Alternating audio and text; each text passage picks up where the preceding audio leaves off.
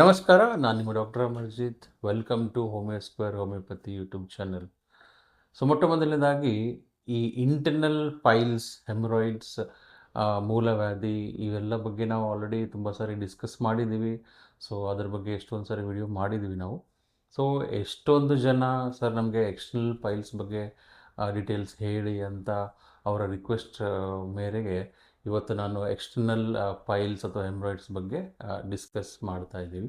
So external piles ಅಂದರೆ ಏನು ಅಂತಂದಾಗ, ಸೊ ಯಾವಾಗ ಇಂಟರ್ನಲ್ ಪೈಲ್ಸ್ ಆ್ಯನಲ್ ಓಪನಿಂಗ್ ಅಥವಾ ಗುದದ್ವಾರದ ಒಳಗಡೆ ಡೀಪ್ ಆಗಿ ಡೆವಲಪ್ ಆದರೆ, ಎಕ್ಸ್ಟರ್ನಲ್ ಪೈಲ್ಸ್ ಆ್ಯನಲ್ ಸುತ್ತಮುತ್ತಲು ಮತ್ತು ಸ್ಕಿನ್ನಿನ ಒಳಗಡೆ ಡೆವಲಪ್ ಆಗುತ್ತದೆ. ಸೊ ಇಂಟರ್ನಲ್ ಪೈಲ್ಸಲ್ಲಿ ಗ್ರೇಡ್ಸ್ ಇರುತ್ತೆ. ಅಂದರೆ ಇಂಟರ್ನಲ್ ಆ್ಯನಲ್ ಓಪನಿಂಗ್ ಒಳಗಡೆ ಡೀಪ್ ಆಗಿ ಎಲ್ಲೋ ಡೆವಲಪ್ ಆಗಿ ಗ್ರೇಡ್ 1ಇಂದ 2 ಅಂದರೆ ಆಚೆ ಬರುತ್ತೆ, ಮತ್ತು ತನ್ನಿಂತಾನೇ ಒಳಗಡೆ ಹೋಗುತ್ತೆ. ಗ್ರೇಡ್ 3 ಆದರೆ ಆಚೆ ಬರುತ್ತೆ, ಮತ್ತು ನಾವು ಕೈಯಿಂದ ಪುಷ್ ಮಾಡಬೇಕಾಗುತ್ತೆ, ಆವಾಗ ತಾನೇ ಒಳಗಡೆ ಹೋಗೋದು. ಅದೇ ಗ್ರೇಡ್ 4 ಆದಲ್ಲಿ ಯಾವಾಗಲೂ ಆಚೆನೇ ಕಾಣಿಸ್ಕೊಳ್ಳುತ್ತೆ, ಬಟ್ ಅದು ಇಂಟರ್ನಲ್ಲಿ ಡೀಪಾಗಿ ಕನೆಕ್ಷನ್ ಇದ್ದಿರುತ್ತೆ. ಸೊ ಅದೇ ರೀತಿ ಎಕ್ಸ್ಟರ್ನಲ್ ಪೈಲ್ಸ್ ಬಗ್ಗೆ ನಾವು ನೋಡೋದಾದರೆ, ಯಾವಾಗಲೂ ನಾವು ಎಕ್ಸಾಮಿನ್ ಮಾಡಿದಾಗ ಅಥವಾ ಪೇಷಂಟ್ ಇಟ್ಸೆಲ್ಫ್ ಅವರು ಪೋಷನ್ ಪಾಸ್ ಮಾಡಿ ಅಲ್ಲಿ ವಾಶ್ ಮಾಡುವಾಗ ಅವರ ಕೈಗೆ ಯಾವಾಗಲೂ ಅದು ಸಿಗುತ್ತೆ. ಇದು ಎಕ್ಸ್ಟರ್ನಲ್ ಪೈಲ್ಸ್. ಎಕ್ಸ್ಟರ್ನಲ್ ಪೈಲ್ಸ್ನ ಮುಖ್ಯವಾದ ಲಕ್ಷಣಗಳು ಅಂದರೆ ಸಿಮ್ಟಮ್ಸ್ ಏನೇನಿರುತ್ತೆ. So similar to the internal piles, like ಹೇಗೆ ಪೇನು, ಉರಿ ಅಥವಾ ಬ್ಲೀಡಿಂಗ್ ಇರುತ್ತೋ ಹಾಗೆ ಎಕ್ಸ್ಟರ್ನಲ್ ಪೈಲ್ಸಲ್ಲಿ ಕೂಡ ಸೇಮ್ ಸಿಮ್ಟಮ್ಸ್ ಇರುತ್ತೆ. ಮುಖ್ಯವಾಗಿ ಏನು ಅಂತಂದರೆ ವಿಸಿಬಲ್ ಸಿಮ್ಟಮ್ಸ್ ಅಂದರೆ ನಾವು ಅಲ್ಲಿ ಎಕ್ಸಾಮಿನ್ ಮಾಡಿದಾಗ ಒಂದು ಮೊಳಕೆ ಇರ್ಬೋದು ಅಥವಾ ಒಂದಕ್ಕಿಂತ 2, 3 ಗೊಂಚಲು ಅಂದರೆ ದ್ರಾಕ್ಷಿ ಗೊಂಚಲು ಥರ ಅಲ್ಲಿ ಮೊಳಕೆಗಳು ನಾವು ಕಾಣಬಹುದು. ಆ ಮೊಳಕೆ ರೆಡ್ಡಿಶ್ ಪಿಂಕಿಶ್ ಥರ ಸಾಫ್ಟ್ ಬಂಪ್ ಥರ ಅಲ್ಲಿ ಡೆವಲಪ್ ಆಗಿರುತ್ತದೆ. ಇದು ಸಮ್ಟೈಮ್ಸ್ ಏನಾಗುತ್ತೆ ಅಂದರೆ ಗುದದ್ವಾರದ ಓಪನಿಂಗಲ್ಲೆಲ್ಲ ಕ್ಲೋಸ್ ಆಗಿರುತ್ತೆ. ಎರಡನೇ ಸಿಮ್ಟಮ್ಸ್ ಅಂದರೆ ಇಲ್ಲಿ ಪೇಯ್ನ್, ಆ ಶಾರ್ಪ್ ಶೂಟಿಂಗ್ ಥರ ಪೇಯ್ನ್ ಇರುತ್ತೆ. ಕೆಲವೊಬ್ಬರಿಗೆ ಕೊಯ್ದಂಗಿರುತ್ತೆ, ಕೆಲವೊಬ್ಬರಿಗೆ ಈ ಗಾಜಿನ ಪುಡಿಗಳ ಮೇಲೆ ಕೂತಿರೋ ಥರ ಇರುತ್ತೆ, ಮುಳ್ಳಿನ ಮೇಲೆ ಕೂತಿರೋ ಥರ ಇರುತ್ತೆ. ಈ ರೀತಿಯ ಸಿಮ್ಟಮ್ಸ್ ನಾವು ಮೋಷನ್ ಪಾಸ್ ಮಾಡೋಕ್ಕಿಂತ ಮುಂಚೆನೂ ಇರಬಹುದು, ಮೋಷನ್ ಪಾಸ್ ಮಾಡುವಾಗ ಮತ್ತು ಪಾಸ್ ಮಾಡಿದ ಮೇಲೆ ಕೂಡ ನೋವು ಕಾಣಿಸಿಕೊಳ್ಳಬಹುದು. ಇದಲ್ಲದೆ ಬ್ಲೀಡಿಂಗ್ ಅಂದರೆ ಮೋಷನ್ ಪಾಸ್ ಮಾಡಿದ ಮೇಲೆ ಕೆಲವೊಬ್ಬರಿಗೆ ಹನಿ ಹನಿ ಥರ ರಕ್ತ ಬೀಳೋದು ಆಗಿರುತ್ತೆ. ಕೆಲವೊಂದು ಸರಿ ಮೋಷನ್ ಪಾಸ್ ಮಾಡುವಾಗಲೇ ಸೊ ಒಂಥರ ಲೈಕ್ ಡೀಪ್ ಡಾರ್ಕ್ ಬ್ಲಡ್ ಕೂಡ ಕಾಣಿಸ್ಕೊಳ್ಬೋದು. Sometimes bright red blood clotted ಥರ ಅಥವಾ ಕೆಟ್ಟದಾಗಿ ಸ್ಮೆಲ್ ಥರನೂ ಮೋಷನ್ ಜೊತೆಗೆ ಬ್ಲೀಡಿಂಗ್ ಹೋಗಬಹುದು. ಇದಲ್ಲದೆ ಸಮ್ಟೈಮ್ಸ್ ಏನಾಗುತ್ತೆ, ಸೊ ಮೋಷನ್ ಪಾಸ್ ಮಾಡುವಾಗ ಹಿಂಸೆ ಏನು ಆಗುತ್ತೆ, ಸ್ಟ್ರೈನ್ ಏನು ಹಾಕ್ತೀವಿ, ಕಾನ್ಸ್ಟಿಪೇಷನ್ಸ್, ತುಂಬ ಸಾರಿ ಮೋಷನ್ ಹೋಗಲ್ಲ, ಬರೀ ಬ್ಲೀಡಿಂಗ್ ಕೂಡ ಹೋಗಬಹುದು. ಪೇಯ್ನ್ ಮತ್ತು ಬರ್ನಿಂಗ್ ಜೊತೆಗೆ ಕೆಲವೊಂದು ಸಾರಿ ಕೆಲವೊಬ್ಬರಲ್ಲಿ ಈ ಮೊಳಕೆ ಆಚೆ ಬಂದಾಗ ಅಥವಾ ಬ್ಲೀಡಿಂಗ್ ಆಗ್ತಾ ಇರುವಾಗ ಅಲ್ಲಿ ಇಚ್ಚಿಂಗ್ ಅಂದರೆ ಕಡೆತ ಸೆನ್ಸೇಷನ್ ಉಂಟಾಗುತ್ತೆ. ಯಾವಾಗಲೂ ಅಲ್ಲಿ ಸ್ಕ್ರ್ಯಾಚ್ ಮಾಡ್ಕೊಳ್ಬೇಕು ಅಂತಹ ಸೆನ್ಸೇಷನ್ ಇದ್ದೇ ಇರುತ್ತೆ. ಎಕ್ಸ್ಟರ್ನಲ್ ಪೈಲ್ಸ್ ಬರಲು ಮುಖ್ಯ ಕಾರಣಗಳೇನು ಅಂತ ಇವಾಗ ತಿಳ್ಕೊಳ್ಳೋಣ. ಸೊ ಮೊಟ್ಟ ಮೊದಲನೇದಾಗಿ ಸಹಜವಾಗಿ ಬರುವಂಥ ಕಂಡೀಷನ್ಸ್ಗಳಂದರೆ ಈ ಪ್ರೆಗ್ನೆನ್ಸಿಯಲ್ಲಿ ಹಾರ್ಮೋನಲ್ ಇಂಬ್ಯಾಲೆನ್ಸಸ್ ಆಗುತ್ತೆ. ಆ ಮಹಿಳೆಯರು ತುಂಬ ವೆಯ್ಟ್ ಗೈನ್ ಮಾಡ್ತಾರೆ. ಸೊ ಅವರಲ್ಲಿ ಲೈಕ್ ಆ್ಯನಲ್ ಓಪನಿಂಗ್ ಮೇಲೆ ಅಥವಾ ಮ್ಯೂಕಸ್ ಲೇಯರ್ ಮೇಲೆ ಎಫೆಕ್ಟ್ ಆಗಿಬಿಟ್ಟು ಸೊ ಹೆಮರಾಯ್ಡ್ಸ್ ಬರುವಂಥದ್ದು ಸಹಜ. ಎರಡನೇದಾಗಿ ಫುಡ್ ಸ್ಟೈಲ್. ಸೊ ಯಾರು ಅತಿಯಾಗಿ ನಾನ್ ವೆಜ್ ಬಳಸ್ತಾರೆ, ಅಂದರೆ ಆ್ಯನಿಮಲ್ ಪ್ರೋಟೀನ್ ತುಂಬ ಸೇವನೆ ಮಾಡ್ತಾರೆ ಪ್ರತಿನಿತ್ಯ ಅಥವಾ ವಾರದಲ್ಲಿ 3-4 ಸಾರಿ ಸೇವನೆ ಮಾಡೋದ್ರಿಂದ ಸೊ ನಮ್ಮ ಡೈಜೆಸ್ಟಿವ್ ಸಿಸ್ಟಮ್ ಮೇಲೆ ಇಂಪ್ಯಾಕ್ಟ್ ಆಗಿ ಸೊ ಆ ಒಂದು ಇಂಡೈಜೆಷನಿಂದ ಕಾನ್ಸ್ಟಿಪೇಷನಿಂದ ಪೈಲ್ಸ್ ಬರೋದು ಸಹಜ. ಇದಲ್ಲದೆ ಯಾರು ಅತಿಯಾಗಿ ಖಾರ, ಮಸಾಲೆ ಮತ್ತು ಹೊರಗಡೆ ಸಿಗುವಂಥ ಜಂಕ್ ಫುಡ್ಡು ಸೊ ಇದನ್ನೆಲ್ಲ ಸೇವನೆ ಮಾಡೋದರಿಂದ ಕಾನ್ಸ್ಟಿಪೇಷನ್ ಪ್ರಾಬ್ಲಮ್ಗೆ ಹೋಗಿ ಅಲ್ಲಿಂದ ಪೈಲ್ಸ್ ಆಗೋದು ಸಹಜ. ಇದಲ್ಲದೆ ಕೆಲವೊಂದು ಮೆಡಿಸಿನ್ಸ್ಗಳು ಲೈಕ್ ಪೇನ್ ಕಿಲ್ಲರ್ ಇರ್ಬೋದು ಅಥವಾ ಅತಿಯಾಗಿ ಆ್ಯಂಟಿಬಯೋಟಿಕ್ಸ್ ಇರ್ಬೋದು, ಫ್ರೀಕ್ವೆಂಟಾಗಿ ತಗೊಳ್ಳೋದ್ರಿಂದ ನಮ್ಮ ಸ್ಟಮಕ್ ಅಥವಾ ಡೈಜೆಸ್ಟಿವ್ ಸಿಸ್ಟಮ್ ಮೇಲೆ ಇಂಪ್ಯಾಕ್ಟ್ ಆಗಿ ಕಾನ್ಸ್ಟಿಪೇಷನ್ ಆಗುವಂಥ ಚಾನ್ಸಸ್ ಇರುತ್ತೆ. ಸೊ ಕಾನ್ಸ್ಟಿಪೇಷನಿಂದ ಡೆಫಿನೆಟ್ಲಿ ಪೈಲ್ಸ್ ಆಗಬಹುದು. ಹಾಗೂ ಇನ್ನೊಂದು ಕಾರಣ ಏನು ಅಂತಂದರೆ ತುಂಬ ಕಂಟಿನ್ಯೂಸ್ ಪ್ರೊಲಾಂಗ್ ಕೂತ್ಕೊಳ್ಳುವಂಥದ್ದು, ಅದು ಸ್ಪೆಷಲಿ ಡ್ರೈವಿಂಗ್ ಫೀಲ್ಡಲ್ಲಿರ್ಬೋದು ಅಥವಾ IT ಫೀಲ್ಡಲ್ಲಿರ್ಬೋದು. ಸೊ ಅವರು ಕಂಟಿನ್ಯೂಸ್ ಕೂತ್ಕೊಳ್ಳೋದ್ರಿಂದ ಸೊ ನಮ್ಮ ಆ ಸೀಟ್ ಕೆಳಗಡೆ ಏನಾಗುತ್ತೆ, ಅಲ್ಲಿ ಬ್ಲಡ್ ಸರ್ಕ್ಯುಲೇಷನ್ ಪ್ರಾಪರಾಗಿ ಆಗುವುದಿಲ್ಲ. ಆವಾಗ ರಕ್ತನಾಳಗಳ ಪೂಲಿಂಗ್ ಉಂಟಾಗುವುದು ಸಹಜ. ಆವಾಗ ಕೂಡ ಹೆಮರಾಯ್ಡ್ಸ್ ಆಗುವಂಥ ಚಾನ್ಸಸ್ ತುಂಬ ಜಾಸ್ತಿ.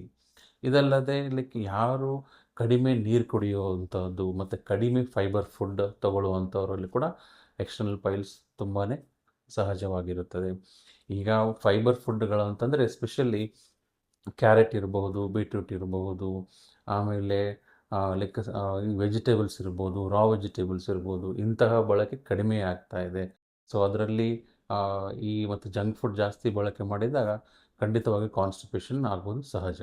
ಕೊನೆಯದಾಗಿ ಯಾರು ಹೆಚ್ಚಿನ ಪ್ರಮಾಣದಲ್ಲಿ ಕುತ್ಕೊಂಡೇ ಇರ್ತಾರೆ, ಅದಂದರೆ ಸೆಡೆಂಟ್ರಿ ಲೈಫ್ ಇರುತ್ತೆ, ಯಾವುದೇ ರೀತಿಯಿಂದ ಫಿಸಿಕಲ್ ಆ್ಯಕ್ಟಿವಿಟೀಸ್ ಇರಲ್ಲ, ಹೆಲ್ದಿ ಲೈಫ್ ಸ್ಟೈಲ್ ಇರಲ್ಲ, ಅವರಲ್ಲಿ ಕೂಡ ಈ ರೀತಿ ಆಗೋದು ಸಹಜ. ಅಂದರೆ ಅವರು ವೆಯ್ಟ್ ಗೇನ್ ಆಗುತ್ತೆ ಮತ್ತು ಡೈಜೆಸ್ಟಿವ್ ಸಿಸ್ಟಮ್ ಮೇಲೆ ಎಫೆಕ್ಟ್ ಆಗುತ್ತೆ.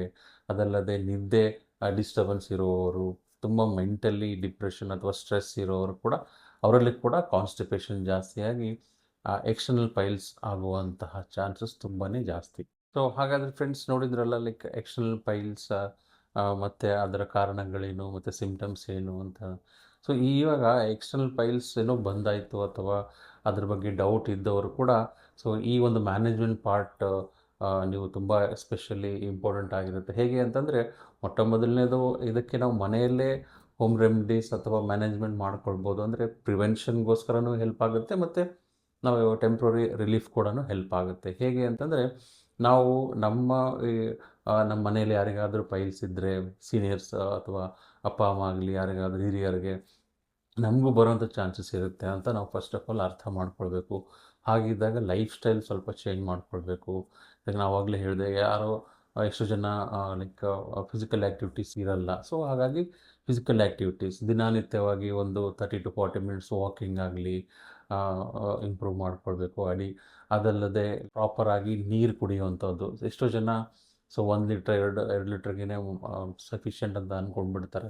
ಬಟ್ ಪ್ರಾಪರಾಗಿ 2.5 to 3 ಲೀಟರ್ಸ್ ನೀರು ಕುಡಿಲೇಬೇಕು. ಅದ್ರ ಜೊತೆಗೆ ಲಿಕ್ವಿಡ್ ಫುಡ್ಡು ಮತ್ತು proper raw vegetables like carrot, beetroot, ಸೌತೆಕಾಯಿ ಇಂಥದ್ದು. ಕೆಲವೊಂದು ಸರಿ ಲೀಫಿ ವೆಜಿಟೇಬಲ್ಸ್ ಕೂಡ ಹೆಲ್ಪ್ ಆಗುತ್ತೆ. ಫ್ರೂಟ್ಸ್ ತುಂಬ ಇಂಪಾರ್ಟೆಂಟು, ಆ್ಯಂಟಿ ಆಕ್ಸಿಡೆಂಟ್ಸ್ ಇರುತ್ತೆ, ನಮಗೆ ವೈಟಮಿನ್ಸು ಸಿಗುತ್ತೆ, ಅದಲ್ಲದೆ ಫೈಬರು ಸಿಗುತ್ತೆ. ಸೊ ಇದೆಲ್ಲದೇ ಅವಾಯ್ಡ್ ಮಾಡುವಂಥದ್ದು ನಾನು ಆವಾಗಲೇ ಎಕ್ಸ್ಪ್ಲೇನ್ ಮಾಡಿದ್ದೀನಿ.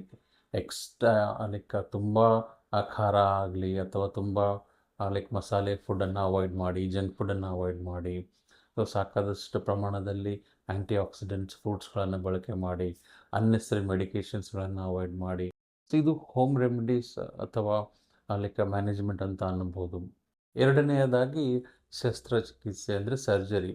ಸೊ ಈ ಸರ್ಜರಿಯಿಂದ ಎಷ್ಟೋ ಜನಕ್ಕೆ ತುಂಬ ಹೆಲ್ಪು ಆಗಿರುತ್ತೆ, ಕೆಲವೊಬ್ಬರಿಗೆ ಮತ್ತೆ ಮರುಕಳಿಸುತ್ತೆ. ಸೊ ಹಾಗಾಗಬಾರ್ದು ಅಂತಂದರೆ, ಸೊ ಆವಾಗ ನ್ಯಾಚುರಲ್ ವೇ ಆಫ್ ಕ್ಯೂರ್ ಅದೇ ಮೂರನೆಯ ದಾರಿ.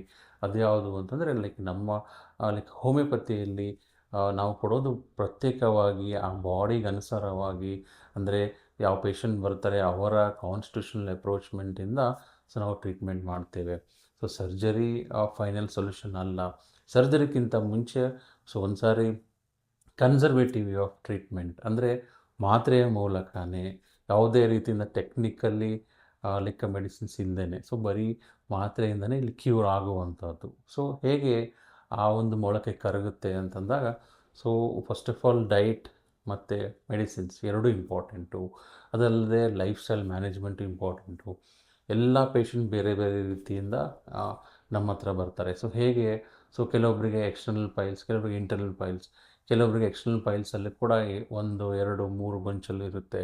ಕೆಲವೊಬ್ಬರಿಗೆ ಪೇಯ್ನ್ಲೆಸ್ ಇರುತ್ತೆ, ಕೆಲವೊಬ್ಬರಿಗೆ ಬ್ಲೀಡಿಂಗ್ ಆಗ್ತಾ ಇರುತ್ತೆ, ಕೆಲವೊಬ್ಬರಿಗೆ ಬ್ಲೀಡಿಂಗ್ ಆಗಲ್ಲ ಆದರೂ ಮೊಳಕೆ ಇರುತ್ತೆ. ಸೊ ಅದೆಲ್ಲನೂ ನಾವು ಆ ಪೇಷಂಟ್ ಬಂದಾಗ ಡೈರೆಕ್ಟ್ ಎಕ್ಸಾಮಿನೇಷನ್ ಮಾಡಿ, ಅದನ್ನು ಟೆಂಡರ್ನೆಸ್ ಟಚ್ ಮಾಡಿ, ಪೇಯ್ನ್ ಇದೆನಾ ಇಲ್ಲ ಅಂತ, ಬ್ಲೀಡಿಂಗ್ ಇದೆನಾ ಇಲ್ಲ ಅಂತ ಸ್ಟಡಿ ಮಾಡಿ, ಸೊ ಅದಲ್ಲದೆ ಅವರ ಕಾಸಸ್, ಸೊ ಯಾವ ರೀತಿಯಿಂದ ಬಂತು ಅವರಿಗೆ, ಲೈಫ್ ಸ್ಟೈಲ್ ಹೇಗಿತ್ತು ಅದನ್ನು ಕರೆಕ್ಷನ್ ಮಾಡ್ತಾ, ಮತ್ತು ಮೆಡಿಸಿನ್ಸ್ ಒಂದು ಸರಿ ನಾವು ಕೊಟ್ಟಾಗ ಏನಾಗುತ್ತೆ, ಸೊ ಆ ಒಂದು ಹೆಮರಾಯ್ಡ್ಸ್ ಊತ ಇನ್ಫ್ಲಮೇಷನ್ ಏನಾಗಿದೆ ಅದನ್ನು ಶ್ರಿಂಕ್ ಮಾಡ್ತಾ ಹೋಗುತ್ತೆ. ಸೊ ಅದು ಯಾವ ರೀತಿಯಿಂದ ಶ್ರಿಂಕ್ ಆಗ್ತಾ ಹೋಗುತ್ತೆ, ಸೊ ತುಂಬ ಲೈಕ್ ಅಲ್ಲಿ ಪೇನು, ಇರಿಟೇಷನ್ಸ್, ಬ್ಲೀಡಿಂಗ್ ಸಿಮ್ಟಮ್ಸ್ ಎಲ್ಲ ಡೌನ್ ಆಗ್ತಾ ಹೋಗುತ್ತೆ. ಸೊ ಈ ರೀತಿಯಾದಂಥ ಹಿಂಸೆಗಳೆಲ್ಲ ಲೈಕ್ ನಿಧಾನವಾಗಿ ಅಲ್ಲಿ ಕಡಿಮೆ ಆಗ್ತಾ ಹೋಗುತ್ತೆ. ಸೊ ಅದಕ್ಕೆ ಸಮಯ ಬೇಕು. ಸೊ ಇವತ್ತು ಕೊಟ್ಟರೆ ನಾಳೆನೇ ಹೋಗಲ್ಲ. ಸೊ ಅದಕ್ಕೋಸ್ಕರ ಮುಖ್ಯವಾಗಿ ಲೈಫ್ ಸ್ಟೈಲ್ ಬದಲಾವಣೆ, ಬೇಸಿಕ್ ಲೈಫ್ ಸ್ಟೈಲ್ ಏನಿದೆ ಅದರಲ್ಲಿ ಸುಧಾರಣೆ ತರ್ತಾ ಮತ್ತು ಹೋಮಿಯೋಪತಿ ಮೆಡಿಸಿನ್ಸ್ ಅಪ್ರೋಚ್ಮೆಂಟ್ ಮಾಡ್ತಾ ಇಲ್ಲಿ ಕಂಪ್ಲೀಟ್ ಕ್ಯೂರ್ ನಾವು ರೀಚ್ ಆಗಬಹುದು.